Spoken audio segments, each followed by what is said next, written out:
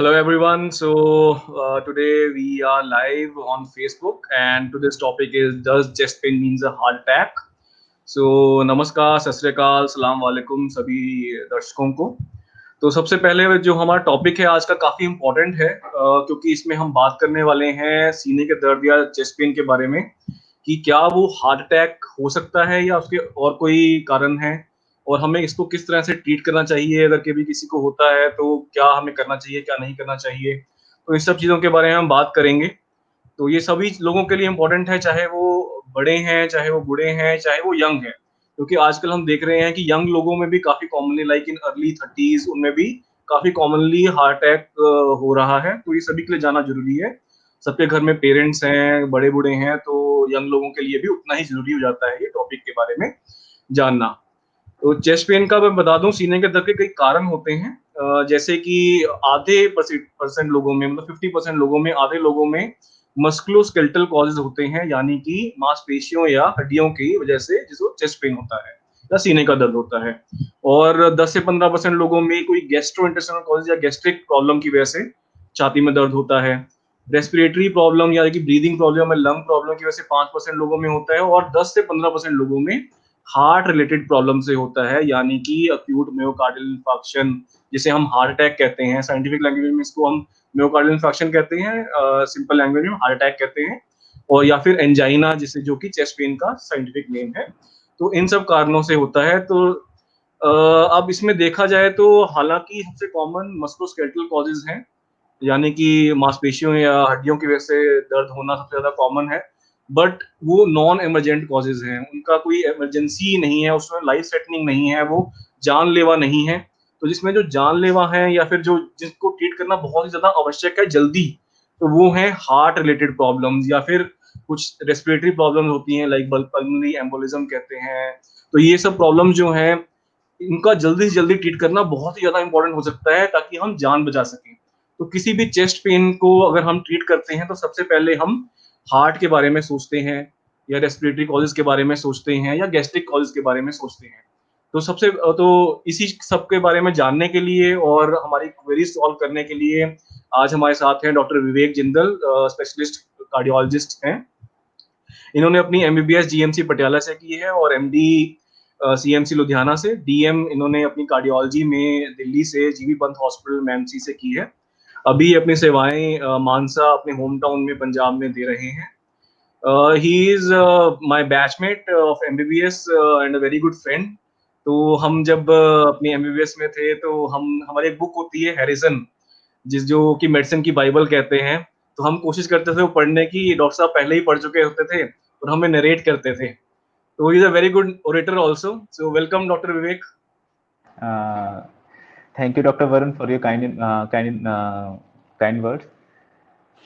तो आज का टॉपिक, जैसा कि डॉक्टर वरुण ने बताया, कि बहुत ही ज़्यादा इम्पोर्टेंट है। जैसा कि हम सबको पता है कि दिन प्रतिदिन बहुत ज़्यादा हार्ट की दिक्कतें बढ़ चुकी हैं। एटलीस्ट आप ये मान लीजिए कि हर जैसे नॉर्मली अगर आप देखोगे तो हर किसी के घर में एक एक या दो पेशेंट जो होते ही हैं जिनको कभी ना कभी हार्ट की दिक्कत आई है, या उनके माता जी को, या किसी के पिताजी को, या उनके किसी रिश्तेदार को। तो इसलिए आज का टॉपिक ये बहुत ही ज़्यादा इम्पोर्टेंट है, और हम चाहेंगे कि दर्शक इसको एंड तक देखें और सुने। और हमारी यही कोशिश रहेगी कि हम इस माध्यम से दर्शकों को हार्ट अटैक और चेस्ट पेन के बारे में उनको कुछ ना कुछ अपना बता सकें, और उनकी हेल्प कर सकें। इसमें ट्रीटमेंट कैसे करना है, क्या क्या आपको प्रिकॉशंस लेने हैं, क्या क्या इसमें आपको डॉक्टर के पास जाके क्या क्या आपको इसमें करना चाहिए, तो हम यही चाहेंगे। Over to you doctor Varun. बिल्कुल डॉक्टर विवेक, इसके इन सब चीज़ों के बारे में हम अपनी ऑडियंस को बताना चाहेंगे और वो सब जानना भी चाहेंगे। तो उससे पहले एक बार मैं पूछना चाहूँगा कि आपने कार्डियोलॉजी स्पेशलिटी है ये चूज क्यों की? क्योंकि जैसे होता है हम एमबीबीएस करते हैं, उसके बाद हम एमएमडी करते हैं, जिसमें हमारे पास कई ऑप्शन होते हैं। जैसे आपने मेडिसिन में किया, उसके बाद भी कई ऑप्शन रहते हैं, तो उसमें आपने कार्डियोलॉजी ही क्यों चुना? हाँ जी डॉक्टर वरुण, मैंने जब एमडी मेडिसिन किया तो उसके बाद हमारे पास बहुत विकल्प आ जाते हैं डीएम करने के लिए, कि आगे आप डीएम कार्डियोलॉजी कर सकते हैं, न्यूरोलॉजी कर सकते हैं, नेफ्रोलॉजी कर सकते हैं, गैस्ट्रो कर सकते हैं, एंडोक्राइन कर सकते हैं, रूमेटोलॉजी कर सकते हैं। लेकिन मेरा शुरू से ही जो थोड़ा सा मेरा इंटरेस्ट था, आप बोल सकते हैं कि कार्डियोलॉजी की तरफ था। इसके दो तीन कारण हैं डॉक्टर वरुण। एक तो ये है कि जो जो हार्ट की बीमारियां हैं वो दिन प्रतिदिन बहुत ज्यादा बढ़ चुकी हैं। और लेकिन जो मेनली जो हार्ट के ज्यादातर जो डॉक्टर्स हैं, स्पेशलिस्ट हैं, वो बड़े शहरों में ही हैं। जैसे अगर आप देखें कि पहले, जैसे मैं अभी मानसा में, मैंने अभी अपनी सर्विस शुरू की है, तो मैं अभी लास्ट 3 मंथ से मानसा में हूँ। लेकिन पहले अगर किसी को भी हार्ट अटैक आता था तो उनको एटलीस्ट बठिंडा जाना पड़ता था या लुधियाना जाना पड़ता था। लेकिन हार्ट अटैक में टाइम बहुत ज़्यादा ज़रूरी है कि आपको इमीडिएटली, इमीडिएटली मतलब विद इन 5 to 10 मिनट्स, जल्दी से जल्दी आपको जो भी पास में डॉक्टर है आपको उनके पास जाना है, उनका राय मशवरा लेना है, उनको इमीडिएटली ट्रीटमेंट शुरू करवाना है। तो मेरा यही मन था कि मैं डीएम कार्डियोलॉजी करूं, और भगवान की कृपा से वो हो गई है। डीएम कार्डियोलॉजी करके कि मैं अपने होम टाउन में सर्विसेज दे सकूं और लोगों की सेवा कर सकूं। और दूसरा ये है कि जो कार्डियोलॉजी है इसमें इमीडिएट रिजल्ट्स हैं। जैसे अगर आप कोई भी पेशेंट आता है हमारे पास हार्ट अटैक के साथ, या छाती में जिसको बहुत ज़ोर से दर्द है, जिसकी नसों में ब्लॉकेज है, हम उसको खोल देते हैं। और अगर पेशेंट वो रेगुलरली दवाइयाँ खाता रहे तो उनके, जैसे हम कह सकते हैं कि लाइफ स्पैन पे बहुत ज़्यादा बढ़िया असर होता है, कि उनका normal life, at least normal life span हो जाता है उनका, अगर वो रेगुलरली दवाइयाँ खाते रहेंगे तो बहुत ही बढ़िया रिजल्ट्स आते हैं उसमें।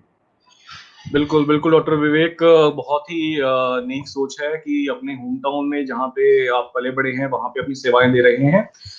कोई कार्डियोलॉजिस्ट ना होने की वजह से और ज़्यादा आपका रुतबा बढ़ जाता है, और आपका आपके पेशेंट सारे, हम होप करते हैं कि मानसा में ट्रीटमेंट करवाएं ताकि वो अपना टाइम भी बचा सके दूर जाने से। तो एक और चीज़ अपने दर्शकों को बता दूं कि ये जो कार्डियोलॉजी ब्रांच है, ये काफ़ी टाइम मांगती है डॉक्टर का।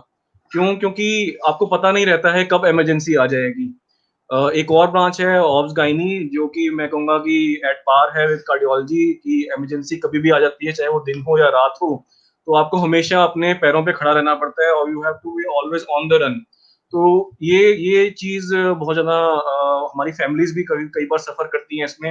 आई डोंट नो भाभी जी कैसे टॉलरेट कर रहे हैं, बट होपफुली ये सब डॉक्टर्स की लाइफ में ऐसा रहता है, और खासकर ऐसी ब्रांचेस में जहाँ पे इमरजेंसी कभी भी आ सकती है, तो वहाँ पे ये और ज़्यादा ज़रूरी हो सकता है, क्योंकि हम ट्रीटमेंट डिले नहीं कर सकते हैं। Emergency is emergency, right? तो हाँ जी डॉक्टर साहब। डॉक्टर साहब, जब किसी की जान बचाते हैं तो कैसा लगता है? इसको तो डॉक्टर वरुण मैं बयान नहीं कर सकता, लेकिन जब भी जैसे कोई पेशेंट अगर हमारे पास आता है हार्ट अटैक का, जिसकी ईसीजी में चेंजेस हैं, ट्रॉपटी पॉजिटिव है, पेशेंट को बहुत ज़्यादा दर्द हो रहा होता है, कई बार ब्लड प्रेशर कम होता है, इमीडिएटली हम उसकी एंजियोग्राफी करते हैं, या जो भी उसका ट्रीटमेंट है थ्रोम्बोलाइज करते हैं, या एंजियोग्राफी करके अगर ब्लॉकेज आती है तो स्टेंट डाल के नसें खोल, ब्लॉकेज खोल देते हैं। तो ऑन टेबल ही पेशेंट का पेन ठीक हो जाता है। मतलब ऑन टेबल में आप मानिए, जैसे पेशेंट हमारे पास आता है और हमने 5-10 मिनट के अंदर अंदर पेशेंट के रिलेटिव्स अगर मान जाते हैं, हमें कंसेंट दे देते हैं कि डॉक्टर साहब आप जैसा कहें आप करें, और हम उसका एंजियोग्राफी करके उनकी नसों को खोल देते हैं, तो विद इन मतलब 5 मिनट्स के अंदर अंदर ही पेशेंट का पेन ठीक हो जाता है। और इतना ज़्यादा उस टाइम पे मतलब अच्छा फीलिंग होती है कि भगवान ने हमें ये कला दी कि हम एटलीस्ट पेशेंट्स की जान बचा रहे हैं। और जब उस बिल्कुल पेशेंट डिस्चार्ज होता है अपने पैरों पे और अपने आराम से चल के जाते हैं घर पे, तो बहुत ही ज़्यादा मतलब इसको आनंद मिलता है। और यही प्रे करेंगे भगवान से कि आगे भी पूरी लाइफ हम लोगों की सेवा करते रहें। बिल्कुल डॉक्टर विवेक, काफ़ी नेक सोच है। और आगे बढ़े तो हार्ट के बारे में हम जब बात करते हैं, जब आपकी स्पेशलिटी हार्ट के या दिल के बारे में है, तो दिल के बारे में तो हमारे बॉलीवुड सॉन्ग्स भी काफ़ी हैं। हम रोमांटिक किल में भी हम दिल का ही नाम लेते हैं, इमोशंस के लिए भी दिल का नाम लेते हैं। प्यार हो गया तो दिल का नाम काफ़ी कॉमन लिया जाता है। तो ये दिल या हार्ट इतना इम्पोर्टेंट ऑर्गन क्यों है? अब मेडिकली भी जान लेते हैं, हम बाकी चीज़ों में जानते ही हैं कि वो इतना इम्पोर्टेंट है, तो मेडिकली भी इम्पोर्टेंट है। तो इसके बारे में क्या कहना है आपका कि हार्ट हमारी बॉडी में ऐसा क्यों है कि वो इतना इम्पोर्टेंट है? बहुत ही बढ़िया क्वेश्चन पूछा डॉक्टर वरुण। जैसा कि आपने बताया कि बॉलीवुड सॉन्ग्स और सारी मूवीज अपनी दिल के पास ही घूमती हैं, और अगर मेडिकल टर्म में भी देखें तो मैं ये नहीं कहूँगा कि दिल इम्पोर्टेंट है।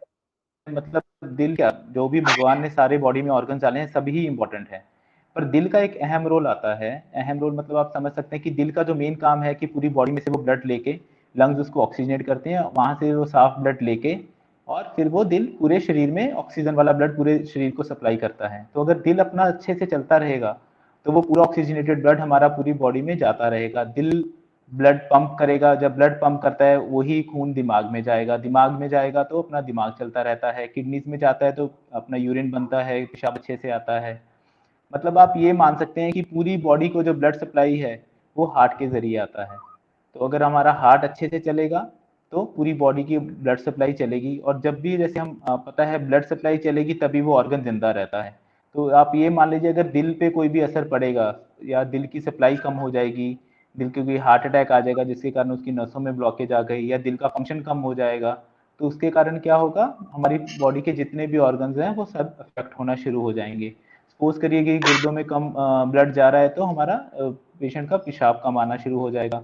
अगर दिमाग को ब्लड सप्लाई कम जा रही है तो उसको स्ट्रोक बोल सकते हैं, स्कीमिक स्ट्रोक हो सकता है। और अगर ये राइट साइड का जो दिल होता है, हमारे 4 चैम्बर्स होते हैं दिल में, राइट साइड का दिल कम काम करेगा या राइट साइड का दिल में प्रेशर्स बढ़ जाएंगे तो बॉडी में पानी इकट्ठा होना शुरू हो जाएगा, जिसे हम कई बार कहते हैं कि पैरों में सोजिश आ रही है, पेट में पानी भर गया। तो आप एक तरीके से मान सकते हैं कि दिल पूरी बॉडी का सेंटर है। तो इसलिए दिल का अच्छा रहना, स्वस्थ रहना बहुत ही ज़्यादा ज़रूरी है। तो इसलिए आप बिल्कुल, अपना बिल्कुल सभी मतलब दर्शकों से एक यही अनुरोध एक है। हमारा प्राइम रोल प्ले कर रहा है हमारी बॉडी में, जैसा कि आपने बताया। अगर हमारी बॉडी को ऑक्सीजन की ज़रूरत है, तो ऑक्सीजन ब्लड के थ्रू जा रही है। तो अगर ब्लड ही आगे पंप नहीं होगा तो ऑक्सीजन कैसे मिलेगी हमारी बॉडी को? तो वो काम कैसे करेगी? बिल्कुल सही बात है। तो हार्ट का तो प्राइम रोल है, अगर हम हमें ज़िंदा रखने के लिए। तो इसके आगे बढ़ते हैं डॉक्टर विवेक। अभी हार्ट अटैक की जैसे हम बात करते हैं, चेस्ट पेन का कॉज़ एक हार्ट अटैक है जो कि लाइफ थ्रेटनिंग है। तो ये हार्ट अटैक होता क्या है? इसके बारे में थोड़ा-सा बताइए।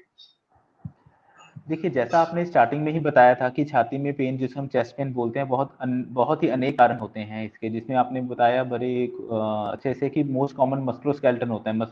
दर्शकों को बताना चाहूंगा, मस्कुलोस्केलेटल मतलब कि मसल्स और उसका पेन होता है। लेकिन इसमें सबसे सीरियस जो होता है वो होता है हार्ट अटैक। अब हार्ट अटैक होता क्या है? नॉर्मली जो हमारा दिल है उसको, दिल पूरी बॉडी को सप्लाई करता है, लेकिन दिल को खुद भी तो एक सप्लाई चाहिए। तो जो दिल को सप्लाई करते हैं उसे हम कहते हैं एपिकार्डियल कॉर्नरी आर्टरीज। तो जो कॉर्नरी आर्टरी है, जो नॉर्मली पेशेंट्स में 3 कॉर्नरी आर्टरी होती हैं, और अगर किसी भी आर्टरी में एकदम से सडन ऑनसेट जिसे बोलते हैं कि ब्लॉकेज आ जाए, कि जैसे सपोज करो पहले 30-40% ब्लॉकेज थी, थोड़ा सा खून का थक्का जम गया और वो 100% हो गया। तो जैसे एकदम से 100% जब उसका नाड़ी बंद हो जाएगी तो उस समय क्या होगा कि जिस हार्ट के पार्ट को वो नाड़ी आर्टरी सप्लाई कर रही है उसमें ब्लड सप्लाई कम चली जाएगी। ब्लड सप्लाई कम जाएगी तो क्या होगा, वहाँ पे सिवियर पेन होगा पेशेंट को, और वो हिस्सा थोड़ा सा कम काम करने लग जाता है। और साथ में पेशेंट को और क्या सिम्टम आएंगे, स्वेटिंग हो सकती है। और इस तरह से वो पेशेंट को हार्ट अटैक, हम बोलते हैं जो साइंटिफिक टर्म में कि पेशेंट को हार्ट अटैक आया है। तो इसीलिए अगर पेशेंट को कभी बहुत ज़ोर से चेस्ट पेन हो रहा है जिसके साथ में उसको स्वेटिंग हो रही है तो इमीडिएटली हमें डॉक्टर को कंसल्ट करना चाहिए। अगर हम देखें कि हार्ट अटैक क्यों होता है, इसके मल्टीपल कारण होते हैं हार्ट अटैक होने के। और जैसा कि कई बार होता है कि जो स्ट्रेस इंड्यूस होता है, कि किसी पेशेंट को स्ट्रेस हो गया, जो छोटा मोटा प्लाक होता है हमारी कॉर्नरी आर्टरी में वो रप्चर हो जाता है, जिसे हम मेडिकल टर्म में बोलते हैं प्लाक रप्चर होना। तो उसके कारण उसके ऊपर थ्रोम्बस बन जाता है, खून का थक्का जम जाता है। जब खून का थक्का जम जाता है तो नाड़ी पूरी 100% बंद हो जाती है। तो इसलिए उसके कारण हार्ट अटैक आता है। Over to you doctor Varun. बिल्कुल, बिल्कुल डॉक्टर विवेक, आपने जैसा कि हमें बताया, काफ़ी अच्छे से समझाया कि हार्ट अटैक का कारण क्या है। मैं अगर सिंपल भाषा में अपनी ऑडियंस के लिए रिपीट करूँ तो कह सकते हैं कि हार्ट अटैक है मतलब अटैक ऑन हार्ट। तो एक तरह से ब्लड सप्लाई कम हो रही है हार्ट की, इस वजह से हार्ट को उतनी ऑक्सीजन नहीं मिल रही है। तो वो एक तरह से अटैक ही हो गया हार्ट पे कि उसको ब्लड सप्लाई नहीं मिल रही है, जो कि ऑक्सीजन नहीं मिल रही है, जिसकी वजह से उसकी जो मसल है, जो हार्ट हार्ट है हमारा, उसकी मसल है वो डेड हो जा रही है। वो डेड हो जाएगी तो वो काम करना बंद कर देगा कुछ देर के बाद। तो ये बहुत ज़्यादा इम्पोर्टेंट है हमारे लिए जानना कि हार्ट अटैक का कारण क्या होता है।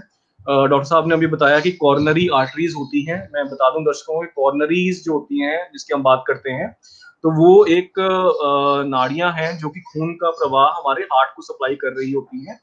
तो ये खून का प्रवाह ले जाने वाली कॉर्नरीज होती हैं, और ये कॉर्नरीज या कॉर्नरी आर्टरीज में ही ब्लॉकेज होने की वजह से हार्ट अटैक होता है। जैसा कि डॉक्टर साहब ने बताया कि 90%, 80%, 100% जब ब्लॉकेज हो जाती है तो ये सारे चेस्ट पेन वाले सिम्टम्स आते हैं, और तब उसके बाद उसको हार्ट अटैक कहते हैं। तो ये सब चीजें हमें डॉक्टर विवेक ने बताई। तो डॉक्टर विवेक, इसके बारे में हमें बताइए कि हार्ट अटैक काफी कॉमन है, तो इसके रिस्क फैक्टर्स क्या हैं? किस कारणों से ये हार्ट अटैक होता है? क्या क्या कारण है इसके? देखिए अगर हम देखें कि जो chest pain due to cardiac condition जैसे हार्ट अटैक है, उसके रिस्क फैक्टर में माने तो सबसे पहला रिस्क फैक्टर तो यही है जो हमारे आम तरह के है, जो मेनली तो एक तो डायबिटीज हो गया कि जो शुगर के पेशेंट्स बहुत ज़्यादा हैं, शुगर वाले हर पेशेंट को कार्डियक प्रॉब्लम होने का रिस्क रहता है। सेकंड हो गया जो हाइपरटेंशन, जिसे हम कहते हैं कि ब्लड प्रेशर बढ़ जाना। हम अगर आप मानेंगे, यकीन मानेंगे तो 1/3 of the Indian population is hypertensive doctor Varun की। एक तिहाई मतलब 10 में से 3 लोगों को हाइपरटेंशन है, लेकिन उनमें से भी लोगों को पता नहीं है कि उनको हाइपरटेंशन है। वो कई बार जाते हैं, जैसे हमें हेडेक हो रहा है, हम बीपी चेक करते हैं, बीपी होता है उनका 180/100, 160/100। तो ब्लड प्रेशर बहुत ही कॉमन है इंडियन पॉपुलेशन में। तो डायबिटीज हो गया नंबर 1, नंबर 2 हो गया अपना हाइपरटेंशन। फिर बाकी जो आजकल का लाइफस्टाइल है, अगर आप देखें कि यंगस्टर्स काफ़ी ज़्यादा स्मोकिंग कर रहे हैं, ड्रग्स कर रहे हैं, तो स्मोकिंग अगर आप देखें स्पेसिफिकली नॉर्थ में, पंजाब और हरियाणा में स्मोकिंग बहुत ज़्यादा कॉमन है। तो अगर आप किसी भी पेशेंट से पूछें, आप यंगस्टर से पूछें, कॉलेजेस में शुरू कर दिया है आजकल बच्चों ने स्मोकिंग करना, तो स्मोकिंग एक इसका बहुत बड़ा रिस्क फैक्टर है। फिर अल्कोहल हो गया, और बाकी आजकल जो हमारा लाइफस्टाइल है, तो सीडेंटरी लाइफस्टाइल हो गया है, जो ज़्यादातर सिटिंग जॉब हो गई हैं लोगों की, आईटी कंपनीज में लगा लीजिए, लाइफस्टाइल मॉडिफिकेशन हो गया है, पूरा रात रात भर जागते हैं, सुबह लेट उठना है। तो ये जो ऑलरेडी स्ट्रेस है, ये मेन एक रिस्क फैक्टर होता है हमारा कॉर्नरी आर्टरी डिजीज के। Last but not the least, अगर फैमिली हिस्ट्री पॉजिटिव है, सपोज किसी पेशेंट के माता पिता दोनों को हार्ट की प्रॉब्लम है या किसी एक को हार्ट की प्रॉब्लम है, तो वो जेनेटिक्स के थ्रू, जेनेटिकली जिसे जेनेटिक फैक्टर कहते हैं, तो उसमें भी पेशेंट को होने का भी रिस्क रहता है। बिल्कुल डॉक्टर विवेक, ये बिल्कुल रिस्क फैक्टर्स जो हैं हमें हमेशा पता रहने चाहिए ताकि हम इनसे भी बच सकें। डायबिटीज हो गया, या बीपी हाई होना यानी कि हाइपरटेंशन होना, या स्मोकिंग, ओबेसिटी, या हाई कोलेस्ट्रॉल हो गया, या किसी को फैमिली हिस्ट्री है जैसा कि आपने बताया, तो ये काफी कॉमन रिस्क फैक्टर्स हैं। तो हमें इनका पता होना चाहिए ताकि हम हार्ट हार्ट अटैक से बच सकें या फिर हार्ट प्रॉब्लम से बच सकें। हमारे पास कुछ क्वेश्चंस आ रहे हैं डॉक्टर विवेक। तो मिस्टर राहुल पूछ रहे हैं, My question is, does sinus or gas also causes chest pain? हाँ जी, मिस्टर राहुल मेहरोत्रा। हाँ जी मिस्टर राहुल, जैसा कि डॉक्टर साहब ने पहले ही बताया था कि ओनली गैस और जो चेस्ट पेन के, जैसे आपको अगर मैं दर्शकों को पूरा ही बता देता हूँ एक बार, चेस्ट पेन के कॉजेज क्या होते हैं। तो मोस्ट कॉमन, जैसा डॉक्टर साहब ने बताया था कि मस्कुलोस्केलेटल, अगर हम देखें जैसे कभी इंजरी हो गई, हमने कहते हैं कि बहुत ज़्यादा वजन कर लिया या बहुत ज़्यादा जिम लगा लिया आजकल की दुनिया टाइम में, या कोई चोट लग गई, तो उसके कारण जो मस्कुलोस्केलेटल मतलब हमारा जो मसल है, और स्केलेटल जैसे रिब्स हो गई, तो उसके कारण कोई भी वहाँ पे ट्रॉमा होगा तो उसके कारण भी चेस्ट पेन हो सकता है। सेकंड जो इसके कॉजेज आते हैं मेनली, जैसे गैस्ट्रिक कॉजेज हो गए, जैसे कई बार क्या होता है कि पेशेंट को एसिडिटी की प्रॉब्लम रहती है, उसको बार बार खट्टे डिकार आते हैं, जैसे खाना खा लिया, खाना हजम नहीं हो रहा, या इमीडिएटली हम कई बार क्या होता है कि खाना खाने के बाद इमीडिएटली लेट जाते हैं, तो वो खाना, उसको गैस्ट्रोइसोफेजियल रिफ्लक्स डिजीज बोलते हैं, गर्ड।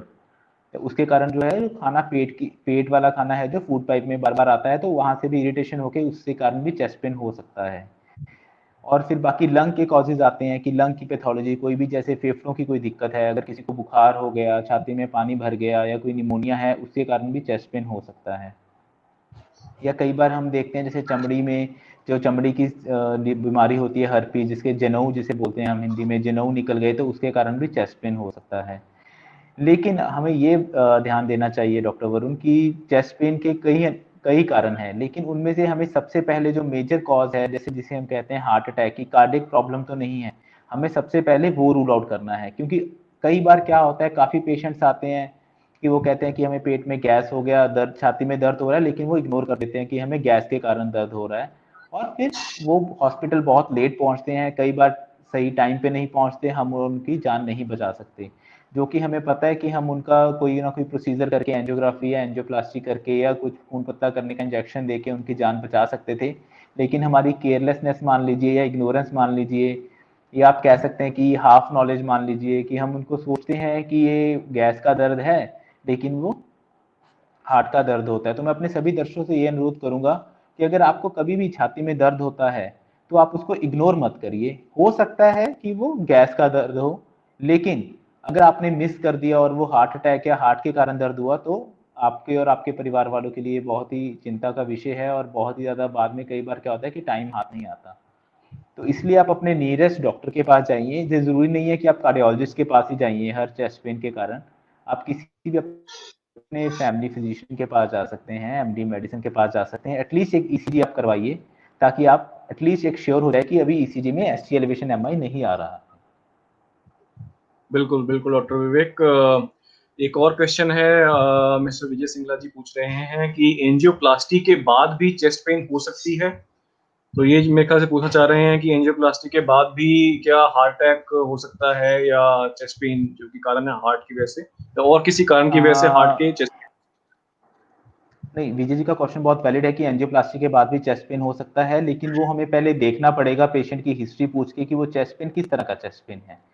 चेस्ट पेन होता है, एक होता है टिपिकल एंजाइना, वो एक होता है एटिपिकल एंजाइना। टिपिकल एंजाइना हम जिसको बोलते हैं कि जो चेस्ट पेन हो रहा है और वो हो रहा है मेनली हार्ट की कंडीशन के कारण।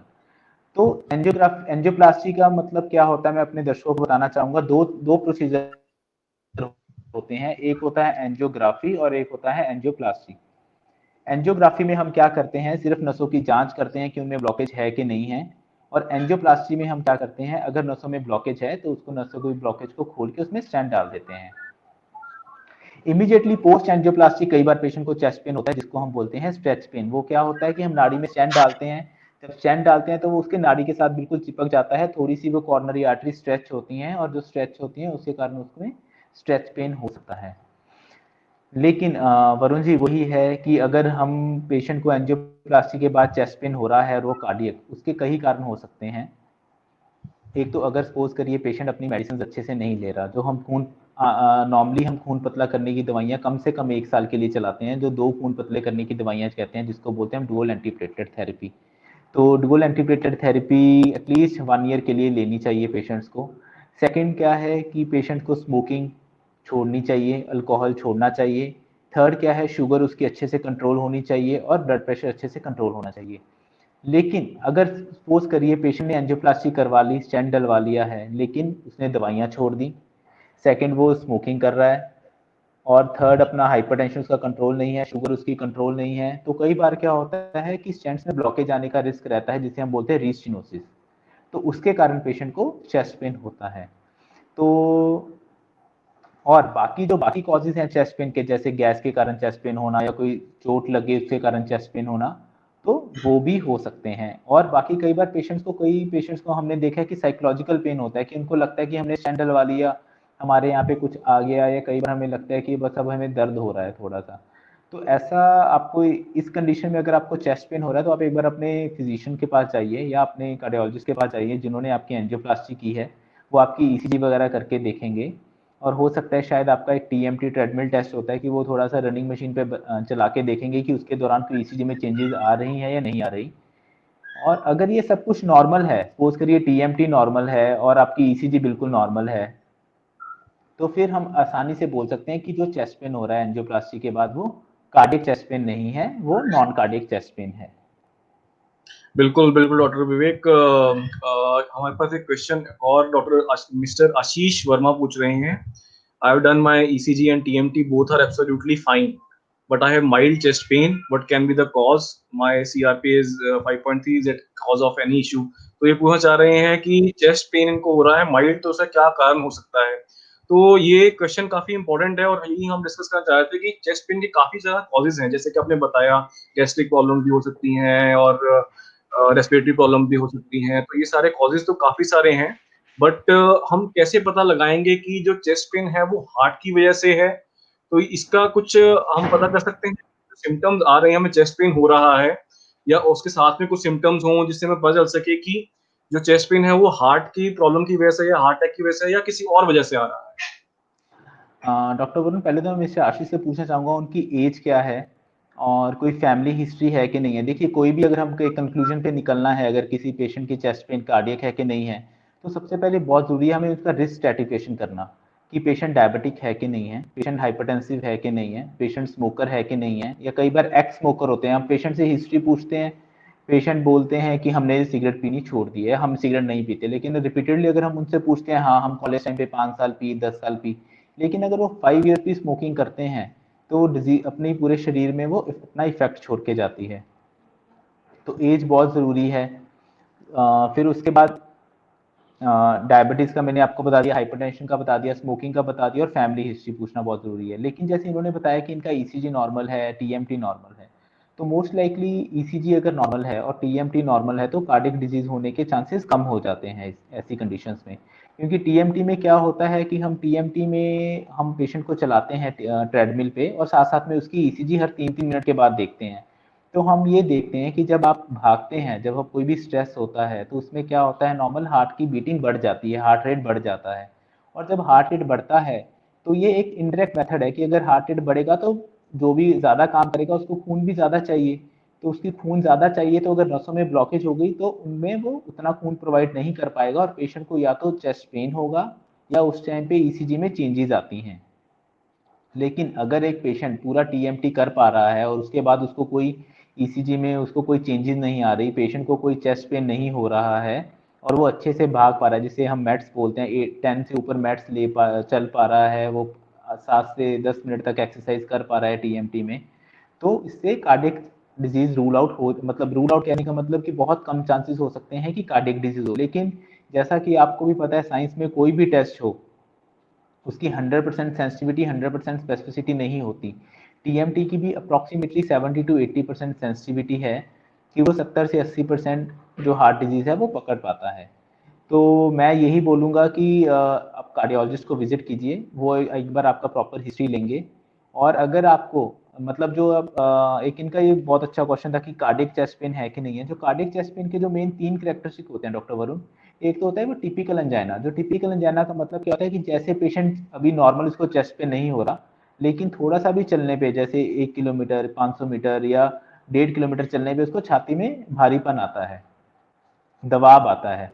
तो जो कार्डियक चेस्ट पेन होता है वो कभी भी जैसे पिन प्रिक टाइप नहीं होता। अगर जैसे बोलेंगे कि कहाँ पे दर्द हो रहा है, वो बोलेगा यहाँ यहाँ पिन पॉइंट करेगा, तो वो मोस्टली कार्डियक नहीं होता।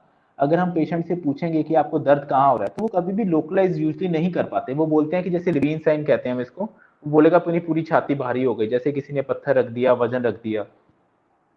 तो ये मोस्टली ये बताता है कि ये हार्ट की प्रॉब्लम हो सकती है। जो चेस्ट पेन हो रहा है वो mainly due to cardiac problem हो सकती है। सेकंड, साथ में क्या होता है कि अगर चेस्ट पेन हो रहा है और हम उसमें आराम कर लें, रेस्ट कर लें, तो वो ठीक हो जाता है। जैसे कई बार पेशेंट्स हमारे पास आते हैं, बोलते हैं सर हमें पेन हो रहा है, लेकिन जैसे हम पार्क में वॉक करने जाते हैं, सुबह सुबह पेन होता है, 10 मिनट रुक जाते हैं तो हमारा वो पेन ठीक हो जाता है। तो ये भी एक पॉइंट है जो हमें बताता है कि कार्डिक पेन हो सकता है कि जो रेस्ट पे ठीक हो जाए। तीसरा जो पॉइंट होता है कि जब कई बार एक हम जीभ के नीचे गोली रखते हैं जिसे हम बोलते हैं सॉर्बिट्रेट, कि सॉर्बिट्रेट से वो ठीक हो जाता है जो चेस्ट पेन। मोस्टली वो कार्डिक पेन होता है, लेकिन कई बार इसोफेजियल स्पाज्म वगैरह जो होता है गैस्ट्रिक प्रॉब्लम का, वो भी ठीक हो जाता है, लेकिन वो बहुत ही अनकॉमन है। तो मोस्टली अगर किसी को छाती में दर्द हो रहा है, साथ में उसको पसीना आ रहा है और वो रेस्ट करने पे ठीक हो रहा है, तो हम इसको बोल सकते हैं कि वो कार्डियक चेस्ट पेन है। और इसमें मैं आपको एक और चीज़ बताना चाहूँगा डॉक्टर वरुण, की जो कार्डियक चेस्ट पेन है, सॉरी जो डायबिटीज़ है, जो डायबिटिक पेशेंट्स में कई बार क्या होता है, चेस्ट पेन होता ही नहीं है। कार्डियक पेशेंट्स में चेस्ट पेन होता ही नहीं है।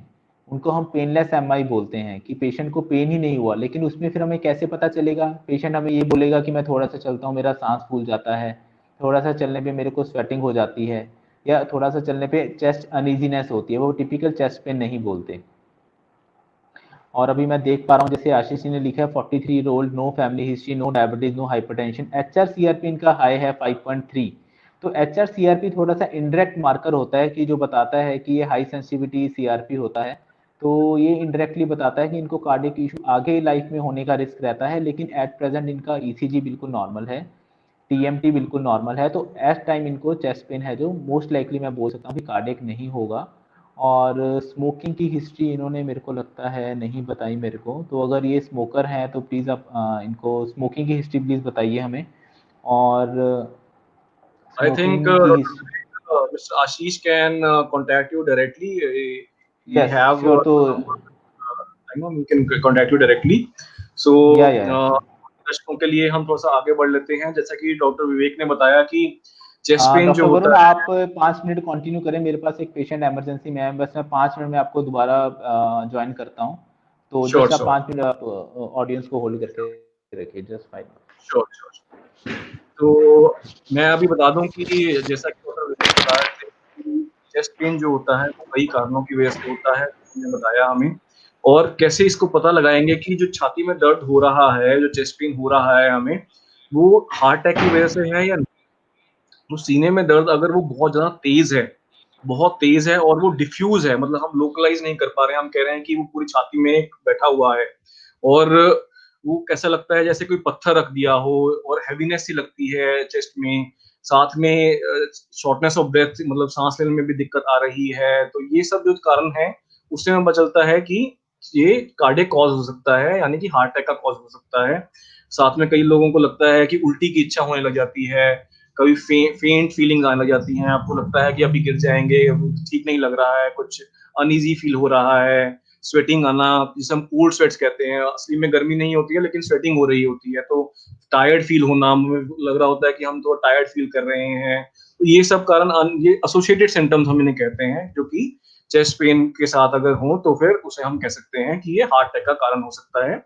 और खासकर डायबिटिक्स के लिए जानना बहुत जरूरी है, जिनको डायबिटीज है, काफी कॉमन है डायबिटीज हमारी पॉपुलेशन में, तो जिनको डायबिटिक जो पॉपुलेशन है उसमें तो काफी बार पेनलेस हार्ट अटैक आता है, मतलब कि पेन ही नहीं होता है अंदर ही, तो ये और ज्यादा खतरनाक है, क्योंकि अगर पेन हो रही है, अक्यूट अक्यूट पेन, हमेशा याद रखिए, acute pain is always good, I would say it is good. I am a chronic pain doctor and I also treat acute pain. Acute pain कहने का मतलब जो एकदम हमें दर्द आता है, उसे हम कह सकते हैं अच्छा दर्द है, क्योंकि एक वो वार्निंग सिग्नल है, हमें बता रहा है कि हमारी बॉडी में कुछ गलत हो रहा है, इसका जल्दी से जल्दी ट्रीटमेंट लेना जरूरी है। Chronic pain is more like जो कि लंबे समय से बना हुआ है, वो जैसे कि हमारा घुटने का दर्द हो गया, या बैक पेन हो गया, नेक पेन हो गया, ये सब है क्रॉनिक पेन्स। तो ये तो लंबे समय से बने हुए हैं, तो खुद में ही एक बीमारी की तरह है जिसे हमें ट्रीट करना है। लेकिन अक्यूट पेन जो अभी के अभी हुआ है, वो एक अच्छा पेन है, वो हमें वार्निंग दे रहा है कि कुछ गलत है हमारी बॉडी में, उसको ट्रीट करना बहुत ज्यादा इंपॉर्टेंट है। तो ये चीज हमें डॉक्टर विवेक ने बताई कि अपने चेस्ट पेन अगर किसी को होता है तो उसको कैसे हम पहचानेंगे कि वो हार्ट की वजह से हो रहा है या किसी और कारण की वजह से है। तो जो और कारण है उसमें से मैं बताना चाहूंगा कि मस्कुलोस्केलेटल कॉजेस, यानी कि मांसपेशियों और हड्डी की वजह से जो कॉजेज होते हैं हमारे चेस्ट पेन के, वो उसको पहचानना, वैसे तो वो इमरजेंसी नहीं है, उसको हम बाद में ट्रीट कर सकते हैं, लेकिन काफी बार हमारे पास पेशेंट्स आते हैं जो कि हमारे, जैसे कि मिस्टर आशीष भी पूछ रहे थे कि हमारे ईसीजी करवा चुके हैं, टीएमटी भी करवा चुके हैं, सीआरपी भी करा चुके हैं, तो वो क्यों करवा रहे हैं? क्योंकि वो रूल आउट करना चाह रहे हैं कि कार्डियक कॉज तो नहीं है। तो कोई कार्डियक कॉज अगर नहीं निकल के आता है तो उसके बाद जैसे मैंने आपको बताया था कि most common is musculoskeletal cause. तो 50% आधे आधे परसेंट लोगों में तो मस्कुलोस्केलेटल कॉज होता है, तो वो बाद में हमारे पास आते हैं, हमारी ओपीडी में आते हैं।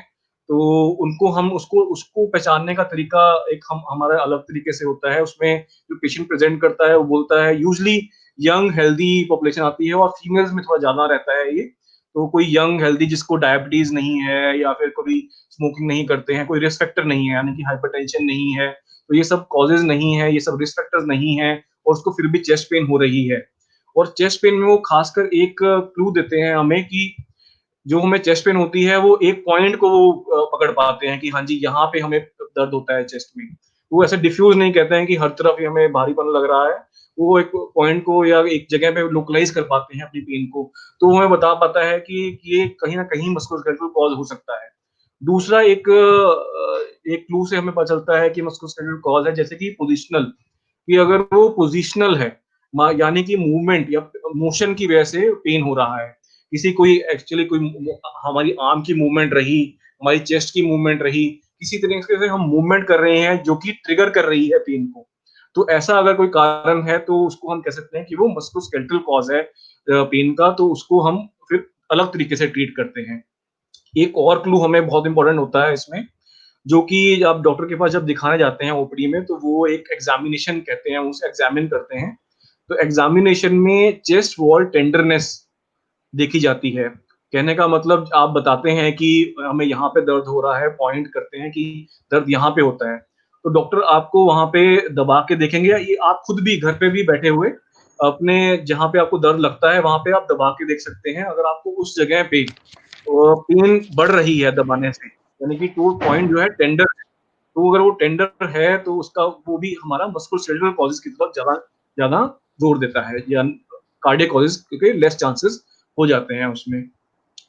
तो इसमें और भी कई कारण है, पेन इन द नेक, कोई नेक में पेन होना, कोई थोरेसिक पेन होना, या इवन शोल्डर में पेन होना, या लो बैक में पेन होना, तो उसकी वजह से भी मस्कुलोस्केलेटल कॉजेज हो सकते हैं कि वहां से जो दर्द है नेक की वजह से या थोरेसिक केज की वजह से या लो बैक की वजह से, वहां से दर्द जो है हमारा चेस्ट पेन में भी रेडिएट हो सकता है, चेस्ट पेन में भी वो दर्द आ रहा हो। तो वो सब कॉजेज भी रूल आउट करना बहुत ज्यादा इंपॉर्टेंट हो जाता है। कई फीमेल्स होती हैं जो कि वाइड स्प्रेड बॉडी पेन कहती हैं, वाइड स्प्रेड बॉडी पेन की हमें सिर में भी दर्द होता है, हमें एब्डोमेन में भी पेन होता है, पेट में भी दर्द रहता है, तो उन लेग्स में भी दर्द रहता है, बैक पेन भी रहता है जी, शोल्डर में भी। तो उनके साथ में हम देखते हैं कि चेस्ट पेन भी काफी कॉमन है।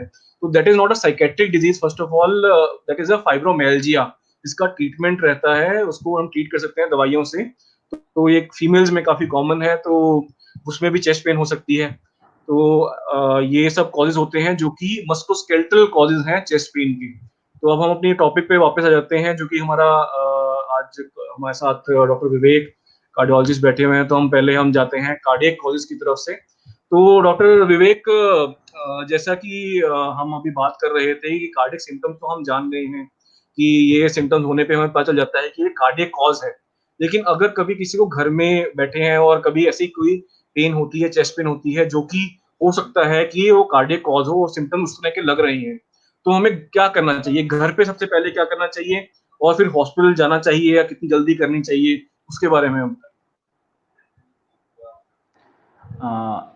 देखिए डॉक्टर वरुण, बहुत अच्छा क्वेश्चन पूछा आपने। अगर किसी को, जैसे हमारी जो हम थोड़ा सा बता पा रहे हैं दर्शकों को और जितना भी उनको नॉलेज है, अगर उनको लगता है कि जो छाती में दर्द, जिसे हम चेस्ट पेन बोलते हैं, वो कार्डियक कॉज के कारण है, कि ये हार्ट के कारण है, तो सबसे पहले कोई भी इमरजेंसी होती है तो एक रूल होता है साइंस में, कॉल फॉर हेल्प। तो आप जैसे अकेले हैं घर पे या आपके साथ कोई है, तो इमीडिएटली ये नहीं है कि आप किसी के साथ वालों को नहीं बताएंगे, तो इमीडिएटली साथ वालों को बताना है। अगर आप आपके हस्बैंड है तो आप उनको बताइए, वाइफ है उनको बताइए, बेटा है या मदर फादर है तो आप इमीडिएटली उनको इन्फॉर्म करिए कि आपको छाती में दर्द हो रहा है, कि आपको आगे कहीं छाती में दर्द हो रहा है, तो अभी हमें कुछ करना चाहिए। सेकंड, अगर आपको लगता है कि ये जो चेस्ट पेन है ये हार्ट के कारण ही है, तो एक सिंपल सा नुस्खा है कि डिस्प्रिन की गोली आती है 325 मिलीग्राम की, तो उसको पानी में डाल के उसको इमीडिएटली आप ले लें। सेकंड, इसमें फिर और क्या होता है कि एक सॉर्बिटेट की टैबलेट आती है, जिसे हम कहते हैं कि दिल के जीभ के नीचे रखने से उससे उससे भी क्या होता है कि दिल का दर्द है जो थोड़ा सा कम हो जाता है। लेकिन उसके लिए प्री रिक्विजिट होते हैं डॉक्टर वरुण, कि आप हर कार्डियक पेशेंट में सॉर्बिटेट नहीं देनी होती हमें। तो सबसे पहले पेशेंट का, जैसे आजकल फिटनेस काफ़ी ज़्यादा बढ़ गई है, तो लोगों के पास बीपी अपरेटस घर पे है, तो ब्लड प्रेशर ज़रूर चेक करिए। अगर ब्लड प्रेशर 120/80 से ऊपर है, तभी हमें सॉर्बिटेट देनी चाहिए, क्योंकि सॉर्बिटेट देने से कई बार क्या होता है कि पेशेंट का ब्लड प्रेशर कम हो जाता है, और ये ना हो कि हम फ़ायदा करते करते अपना खुद का ज़्यादा नुकसान कर बैठें। तो इसलिए मैं तो यही बोलूँगा कि अगर किसी पेशेंट को घर पे लगता है कि उनको हार्ट की दिक्कत आ रही है, सबसे पहला रूल है कॉल फॉर हेल्प। अपने आसपास अपने पड़ोसियों को या अपने जो भी एक क्लोज रिलेटिव्स को इन्फॉर्म करें इमीडिएटली। सेकंड है कि एक डिस्प्रिन की टैबलेट घोल के ले लें साथ के साथ। थर्ड है कि सॉर्बिटेट, अगर आपको लगता है कि ब्लड प्रेशर आपका 120/80 से ऊपर है, तो आप सॉर्बिटेट ले सकते हैं। फोर्थ, आप इमीडिएटली अपने फैमिली फिजिशियन या इमीडिएटली आपको जो भी आसपास में हॉस्पिटल, आप इमीडिएटली वहाँ पे जाइए और उनसे कंसल्ट करिए। प्रेफर भी, अगर आपको कार्डियोलॉजिस्ट आपके शहर में होम टाउन में है तो आप वहाँ पे जाइए, जहाँ पे एंजियोग्राफी और एंजियोप्लास्टी की फैसिलिटी हो, इकोकार्डियोग्राफी की फैसिलिटी हो, आप वहाँ पे जाएंगे तो बढ़िया रहेगा। लेकिन अगर आपको लगता है कि हमारे पास 20, 30, 40 किलोमीटर के आसपास एरिया में कार्डियोलॉजिस्ट नहीं है, तो आप 40 किलोमीटर ट्रैवल करके कार्डियोलॉजिस्ट के पास जाने से अच्छा है कि आप अपने आसपास जो भी एमडी मेडिसिन या आपके फिजिशियन, ट्रीटिंग फिजिशियन है, आप उनके पास इमीडिएटली रिपोर्ट करें।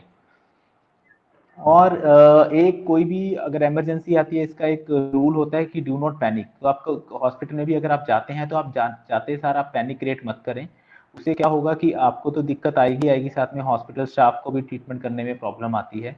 तो जैसे कोई भी पेशेंट, अगर आपने डॉक्टर साहब ने पूछा कि हॉस्पिटल में जाएंगे तो वो क्या एक्सपेक्ट करेंगे, हॉस्पिटल में आप जाएंगे तो इमीडिएटली आपको पहले इमरजेंसी में जाना होगा। इमरजेंसी में जाएंगे तो पहले वो सबसे पहले वाइटल्स देखते हैं कि पेशेंट का पल्स रेट क्या है, ब्लड प्रेशर कितना है, ऑक्सीजन सैचुरेशन, जैसे कि कोविड चल रहा है तो सैचुरेशन कितनी आ रही है, और रेस्पिरेटरी रेट कितना आ रहा है।